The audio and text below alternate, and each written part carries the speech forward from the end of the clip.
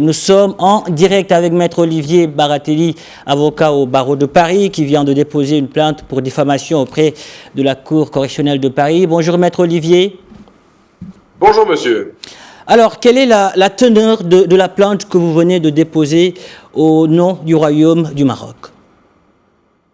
Et comme vous le savez et comme vous venez de le rappeler remarquablement, le Royaume du Maroc est extrêmement choqué, meurtri, agacé par les accusations et les allégations totalement mensongères, calomnieuses, diffamatoires qui ont été portées à son encontre par Forbidden Stories et par Amnesty International. Et le Royaume du Maroc, via son ambassadeur de France, m'a demandé de saisir immédiatement d'une réaction forte, une réaction importante, d'une réaction sans concession, la justice française. Et j'ai fait délivrer dès hier 2 citations directes en correctionnel pour diffamation à l'égard de Forbidden Stories, à l'égard d'Amnesty International, qui sont les 2 ONG qui ont porté ces accusations sans aucun fondement, qui sont à l'origine de cette supercherie internationale. Et les 2 représentants légaux des 2 ONG auront également à répondre de ce délit, de cette infraction de diffamation, devant le tribunal correctionnel de Paris le 8 octobre prochain. Voilà un premier état de la procédure ou des procédures pénales que nous avons engagées ici à Paris. D'accord. Alors, qu'en est-il maintenant de la recevabilité de la plainte que vous venez de déposer? Cette plainte, évidemment, a été déposée par le Royaume du Maroc. C'est normal, c'est l'État marocain en tant que tel qui est visé par ces accusations. Cette plainte est parfaitement recevable. Elle a surtout ouvert, avant même l'audience du 8 octobre prochain, un compte à rebours judiciaire. Je m'explique. À partir du moment où on délivre une citation en correctionnel à l'égard de quelqu'un, celui-ci dispose d'un délai de 10 jours pour apporter les preuves qu'il aurait et qui lui aurait permis d'affirmer ce qu'il affirme. Et nous voulons faire sortir du bois Amnesty International. Nous voulons mettre fin à cette supercherie, à ce sabotage à grande échelle qui est mené par ces 2 organisations, car nous l'affirmons, le Royaume du Maroc l'affirme, ces organisations, contrairement à ce qu'elles claironnent, ne disposent d'aucune preuve, d'aucune pièce et d'aucun élément. Pourquoi?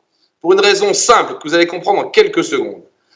La raison est la suivante. Jamais, je l'affirme, jamais le Maroc n'a eu un contact commercial avec NSO, l'entreprise israélienne.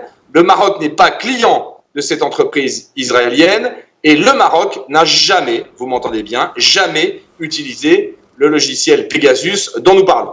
Donc je peux affirmer, moi, avec la certitude qui est la mienne, la conviction qui est celle de l'État marocain, que ces accusations sont sans fondement. Ça, c'est une évidence. Maintenant, le but aussi de ces procédures judiciaires, c'est de savoir qui est derrière tout ça. Le Maroc met au défi ses accusateurs d'apporter des preuves. Mais ça ne suffira pas. Le Maroc veut savoir à qui profite le crime. Qui est derrière cette entreprise de déstabilisation? Qui a intérêt à salir la relation diplomatique longue, confiante, amicale qui existe entre la France et le Maroc? Voilà l'objet de ces procédures. C'est d'abord sanctionner des agissements et faire tomber les masques et découvrir les coupables.